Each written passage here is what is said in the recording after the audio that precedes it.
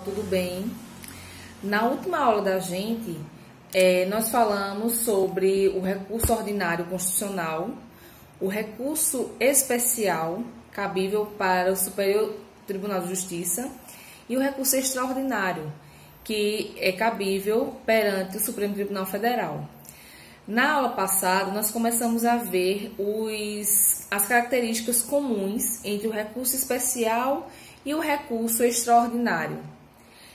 Nessa aula, nós vamos ver especificamente as características particulares de cada um desses recursos, suas hipóteses de cabimento, com relação ao recurso extraordinário, seu requisito de admissibilidade peculiar, dentre outras coisas. E nós vamos começar analisando justamente o recurso especial, que tem cabimento perante o Superior Tribunal de Justiça. Olhando o artigo 105 da Constituição Federal, em seu inciso 3º, nós podemos perceber na sua redação o seguinte: que compete ao Superior Tribunal de Justiça julgar em recurso especial as causas decididas em única ou última instância pelos tribunais regionais federais ou pelos tribunais dos estados, do Distrito Federal e territórios, quando a decisão recorrida. Então, analisando essa primeira parte do inciso 3º, sem analisar agora suas alíneas, nós podemos perceber o quê? Em primeiro lugar, esse inciso nos traz um dos requisitos de admissibilidade, tanto do recurso especial quanto do recurso extraordinário, como já vimos na aula passada, que é o pré-questionamento, quando ele fala que o Superior Tribunal de Justiça irá julgar em recurso especial as causas decididas. Sobre o pré-questionamento, nós já falamos na aula anterior, e nada mais é do que o fato do tribunal a quo, ou seja, o tribunal de origem, que proferiu o acórdão recorrido, ele efetivamente ter falado, ter se manifestado na sua fundamentação relevante para o seu dispositivo, aquela questão infraconstitucional prevista nas alíneas que iremos ver das hipóteses de cabimento do recurso especial.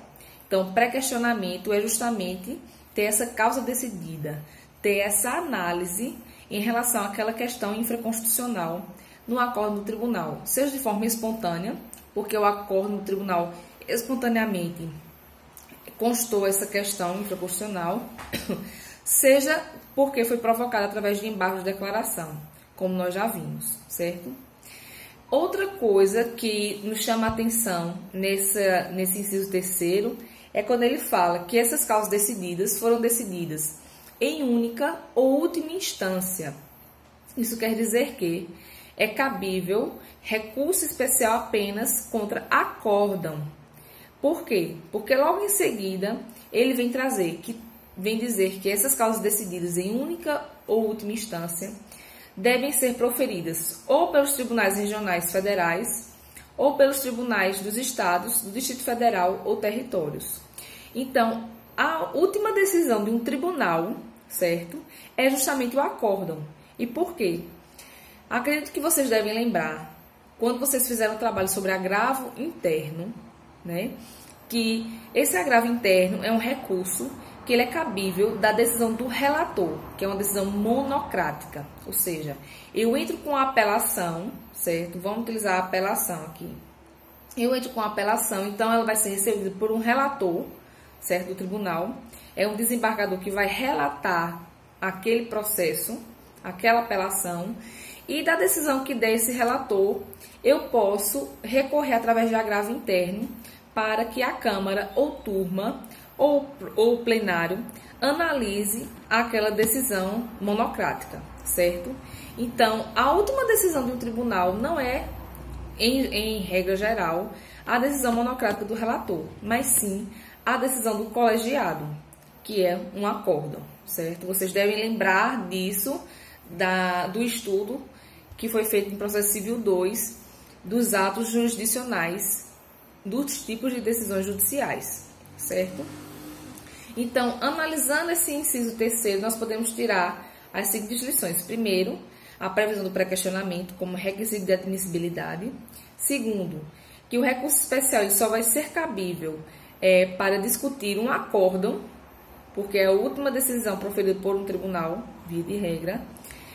E, terceiro, ele não é cabível em face de decisão proferida por turma recursal de juizado especial. E por que isso?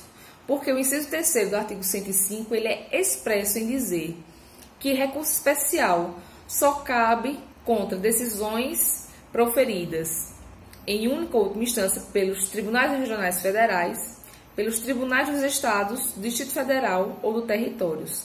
Em nenhum momento ele trata das decisões proferidas pelas turmas recursais dos juizados especiais. E esse é o entendimento uníssono da jurisprudência. Vocês podem acompanhar aí pela súmula 203 do STJ.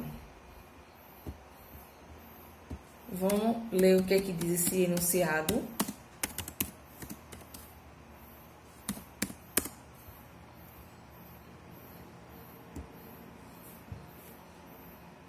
O enunciado 203 da súmula do STJ diz: não cabe recurso especial contra decisão proferida por órgão de segundo grau dos juizados especiais, certo? Passada essa análise preambular sobre o recurso especial, vamos ver agora quais são as suas hipóteses de cabimento e analisá-las. Nas alíneas do inciso 3º, nós encontramos as hipóteses de cabimento do recurso especial, ou seja, os fundamentos que podem ensejar a interposição desse recurso. Nós já estudamos que esse recurso é um recurso de fundamentação vinculada. O que isso quer dizer? Que ele só pode ser interposto se adequar a uma dessas hipóteses previstas nas alíneas do inciso 3º do artigo 105 da Constituição Federal. E na alínea A temos o seguinte: caberá recurso especial contra decisão que contrariar tratado ou lei federal ou negar-lhes vigência. Ou seja, numa decisão, num acórdão de um tribunal, que ele contrariar de que forma for um tratado ou uma lei federal ou negar vigência a essa legislação, então vai ensejar a interposição de um recurso especial. E o que a gente pode entender como lei federal que seria objeto dessa ofensa? De acordo com o que tem aí no slide de vocês, vocês podem acompanhar que é entendido como lei federal a lei complementar federal, a lei ordinária federal, a lei delegada federal, o decreto-lei federal, a medida provisória federal e o decreto autônomo federal, certo? Existe o entendimento, certo, tanto do STF quanto do STJ, de que decreto regulamentar que extrapola decreto que extrapola o poder regulamentar, esse tipo de ofensa, ela é discutida em sede de recurso especial. Você já deve ter estudado em direito administrativo os poderes da administração pública. Dentro dos poderes da administração pública, nós temos o poder regulamentar, que é justamente o poder do executivo, ele editar decretos. E quando vocês estudam isso em direito administrativo, vocês veem que no decreto, o poder executivo ele não pode inovar legislativamente. Ele tem que usar o decreto justamente para esmiuçar algo que já existe na legislação. Mas ele não pode criar algo que não exista em uma legislação que lhe dê subjacência, ou seja, que ele seja fundamento. Então, existem decretos da ANAC, né? Existem vários decretos do Executivo que eles buscam justamente o quê? Explicar uma legislação que já existe, mas não inovar na legislação, certo? Essa é a regra geral do poder regulamentar, quando você estuda um direito administrativo. Mas pode existir casos em que o poder executivo, extrapolando esse limite legal do poder regulamentar, ele efetivamente, em seu decreto, ele legisla, criando algo novo que não está previsto na legislação que ele pretende esmiuçar ou detalhar. Esse extrapolamento, certo? Essa ofensa se entende que não é objeto de recurso extraordinário, mas sim deve ser discutido através de recurso especial, porque não geraria uma ofensa direta à Constituição Federal, certo? Outro ponto que a gente também tem que destacar é que violação a regimento interno de tribunal não é objeto de se discutir em recurso especial. Isso está previsto no enunciado 399 da súmula do STF. Vamos ler o que é que diz expressamente esse enunciado.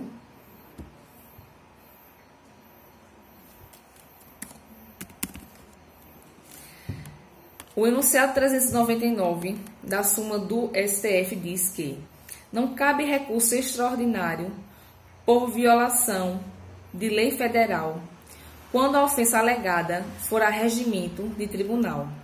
E esse entendimento, não obstante estar previsto na súmula do Supremo Tribunal Federal, ele é aplicado também nas decisões do STJ.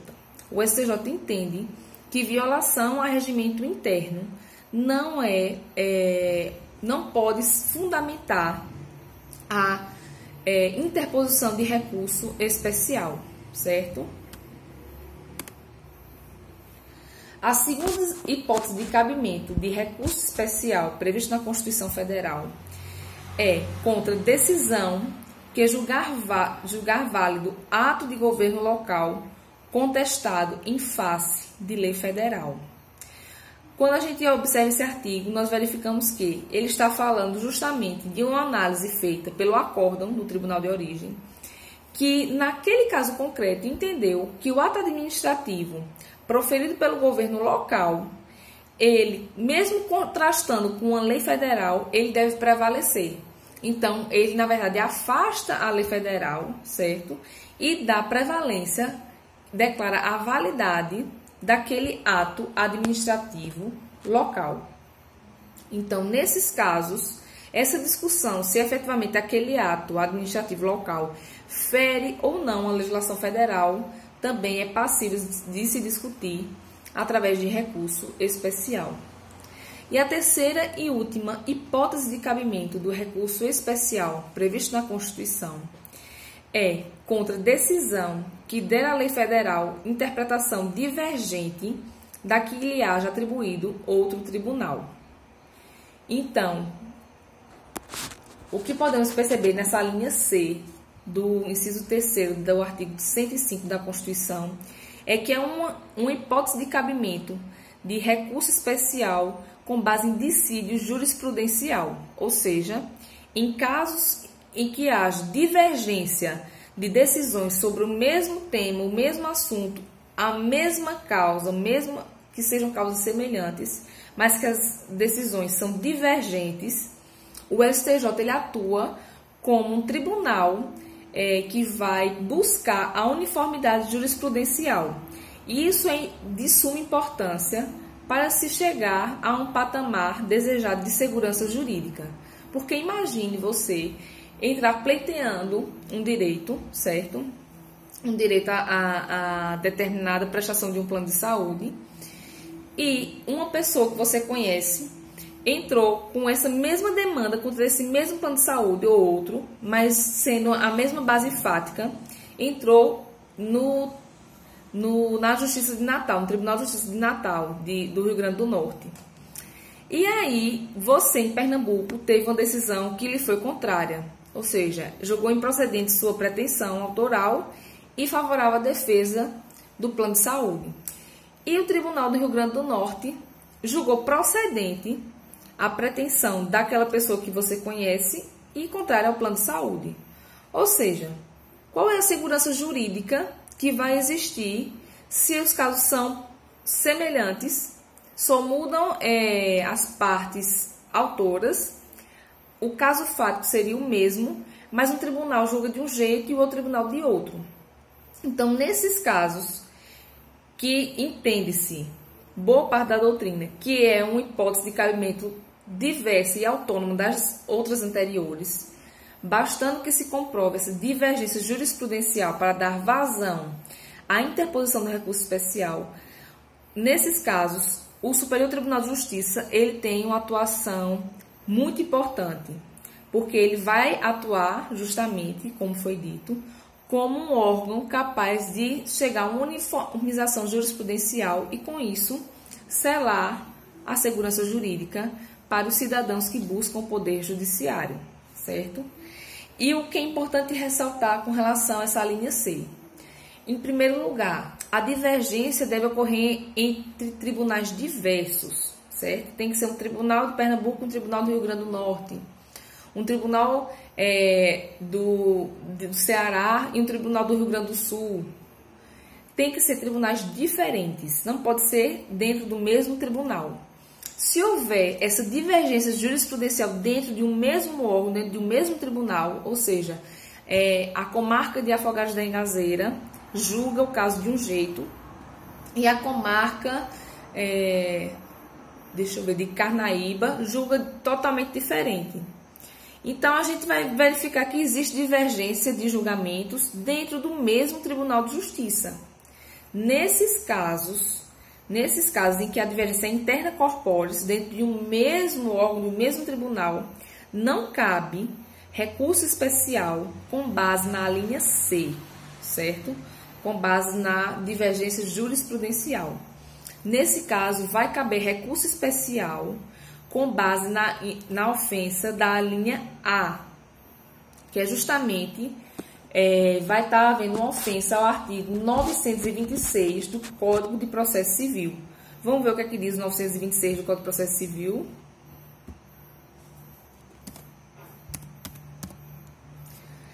O artigo 926 do Código de Processo Civil diz que os tribunais devem uniformizar sua jurisprudência e mantê-la estável, íntegra e coerente. Então, se dentro de um mesmo tribunal existem decisões divergentes ou nas câmaras existem decisões divergentes, ou seja, você entra com apelação e seu amigo entra com outra apelação. Ambas vão para câmaras diferentes do TJ de Pernambuco. E uma câmara entende de um jeito e a outra entende de uma forma totalmente diferente. Então, existe divergência dentro do próprio tribunal. O que é que vai acontecer? Vai ser necessário que esse mesmo tribunal ele unifique sua jurisprudência. Já existem mecanismos para isso, que tem sua base no Código de Processo Civil 2015, que foi pensado justamente nessa lógica de uniformização de jurisprudência, certo? Vocês devem ter percebido isso quando estudaram precedentes no semestre passado. Então, a lógica do CPC 2015 é uma lógica totalmente voltada à uniformização de jurisprudência. E por que isso? Justamente para se evitar uma loteria jurisprudencial e, com isso, chegar a, pelo menos, buscar uma maior segurança jurídica para os jurisdicionados, que, por vezes, se sentem até receosos de procurar a justiça, o Poder Judiciário, porque eles não têm a mínima noção de como vai ser dada a prestação jurisdicional. Então, voltando para o slide e o que a gente estava conversando, quando houver uma divergência interna corporis dentro de um mesmo tribunal, aí essa divergência, ela gera um recurso especial com base na linha A, por ofensa ao artigo 926 do Código de Processo Civil, ou seja, ofensa direta a uma lei federal, certo? E aí, como eu já conversei com vocês no comecinho, que estava falando dessa linha C, entende-se que eu defendo, e boa parte da doutrina defende, que essa é uma hipótese de cabimento autônoma. O que é isso? Para aqueles que entendem que é uma hipótese de cabimento não autônoma, eles defendem que só vai poder entrar com um recurso especial com base em divergência jurisprudencial somente se tiver baseado nas outras duas alíneas anteriores, ou seja, houver contrariado uma lei federal ou negado de vigência, ou julgar válido um ato de governo local em face de uma lei federal. Se houver esses dois casos dentro de uma divergência jurisprudencial, seria possível entrar com um recurso especial com base na linha C. Mas venhamos e convenhamos que entender dessa forma seria esvaziar por completo a existência, né, a própria razão de existir dessa linha C. Porque se existe contrariedade ou negação de vigência a um tratado em uma lei federal, ou se existe a validação de um ato local em face de uma lei federal, independente de divergência jurisprudencial ou não, já é cabível recurso especial. Então, a linha C seria uma letra morta, né? Então, utilizando justamente uma interpretação sistemática e teleológica, eu compreendo, assim como outros autores, que essa linha C ela é uma hipótese de cabimento autônoma. E o que isso quer dizer? Quer dizer que vai caber recurso especial a caso comprovada a divergência jurisprudencial entre tribunais diversos, independente da ocorrência ou não de situações previstas nas alíneas A e B. Isso a gente estaria, esse entendimento está o quê? Elevando a necessidade da previsibilidade das decisões judiciais e, com isso, obviamente, reforçando a necessidade e o aumento da segurança jurídica.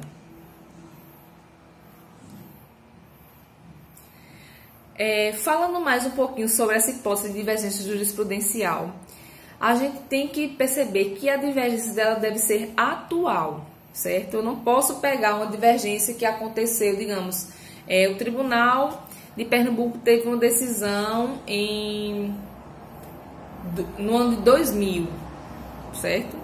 E aí, o Tribunal do Ceará dá uma decisão agora em 2020 de uma forma totalmente diferente daquele Tribunal de Pernambuco. Aí você vai e entra com um recurso especial no STJ dizendo que existe divergência jurisprudencial nesses tribunais, sendo maléfico para mim, porque isso está gerando uma loteria jurisprudencial, está afetando a segurança jurídica. Eu gostaria que o STJ, através da uniformização da jurisprudência, compreendesse e aplicasse esse entendimento, tal como está no Tribunal de Justiça de Pernambuco, que entendeu em 2000, porque essa decisão de 2020 me foi contrária. Aí, o STJ, ao analisar as duas decisões, a decisão paradigma, que ele está tentando levar à frente, que é a decisão do TJ de Pernambuco, que foi de 2000, e ver a decisão efetivamente que foi recorrida, que é de 2020, vai dizer, meu querido, o lapso temporal entre a decisão paradigma e a decisão recorrida é de 20 anos. É praticamente impossível conceber que dentro da realidade jurisdicional não exista uma mudança de posicionamento diante das mudanças sociais, econômicas, políticas, ambientais, que ocorrem dentro de 20 anos. Então, essa divergência jurisprudencial que você está alegando, ela não é passível de ser analisada através desse recurso especial, porque efetivamente não há divergência. A divergência não é atual. Então, não ocorrendo a atualidade da divergência, também provavelmente não será julgado procedente o seu recurso especial, certo?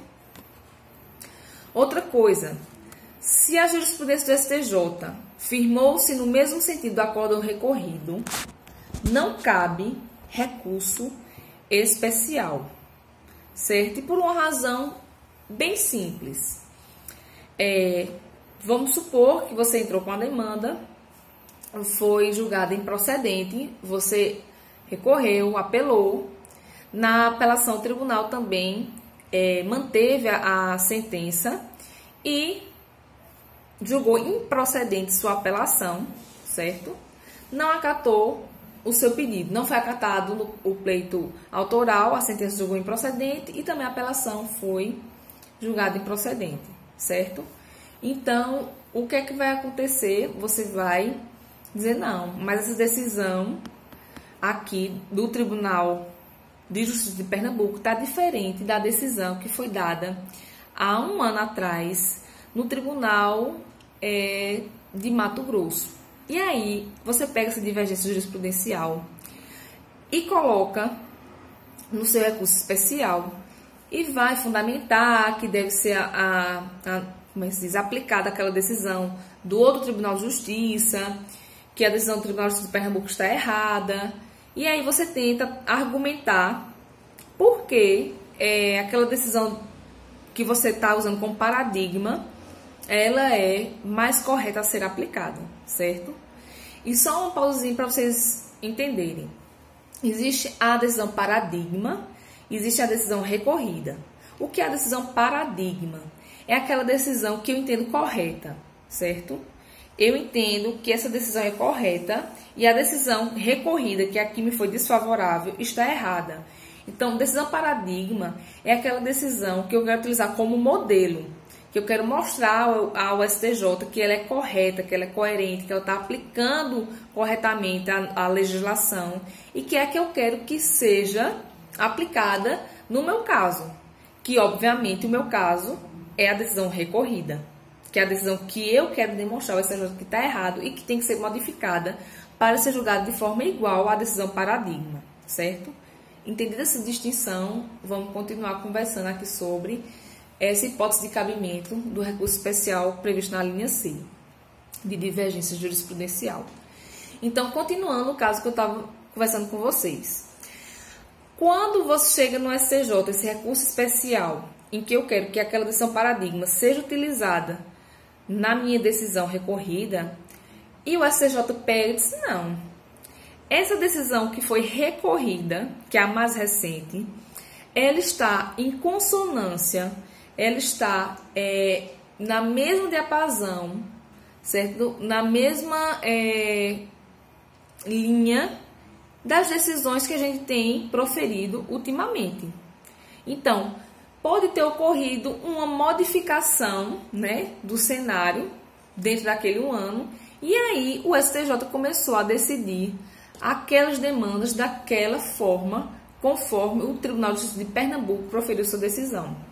Então, chegado lá esse recurso especial, e o STJ analisando que a decisão recorrida, ela foi firmada de acordo com a jurisprudência prevista no STJ, então, efetivamente, o recurso especial, ele não vai ser conhecido.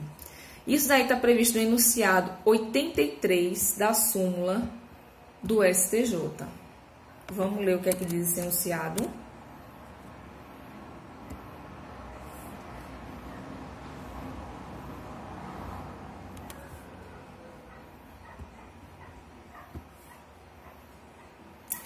Enunciado 83 da súmula do STJ. Não se conhece do recurso especial pela divergência quando a orientação do tribunal se firmou no mesmo sentido da decisão recorrida. E como é que eu comprovo essa divergência jurisprudencial? Como é que eu vou demonstrar ao Superior Tribunal de Justiça que efetivamente existe diferença entre o acórdão recorrido e a decisão paradigma? A legislação, o próprio Código de Processo Civil, ele nos demonstra como é que pode ser feita essa demonstração. E a primeira forma de demonstração da divergência é justamente quando a gente junta aos autos certidão, cópia ou citação do repositório de jurisprudência oficial credenciado, certo? Se vocês forem ao site do STJ e do STF e colocar lá repositório, vocês vão ver que vai aparecer uma lista de meios em que se compila as decisões judiciais desses tribunais, como dos demais tribunais, os tribunais estaduais, os tribunais regionais federais, que são aqueles meios oficiais de publicação de decisão e que são aceitos para comprovação de que aquela decisão foi proferida daquela forma, certo? E a segunda forma, que também é previsto no Código de Processo Civil 2015, é a reprodução do julgado disponível na rede mundial de computadores com indicação da fonte. Ou seja, você vai naquele site Jus Brasil, né, que ele tem a busca por jurisprudência, você acha a jurisprudência paradigma, e aí você vai analisar aquela jurisprudência, copiar aquela decisão, colocar na petição do recurso especial, certo? Você tem que colocar na petição do recurso e colocar a fonte de onde você retirou aquela informação, certo? Então, vamos encerrar por aqui esse vídeo e a gente continua no próximo vídeo falando sobre essa hipótese de cabimento de divergência jurisprudencial para a interposição de recurso especial.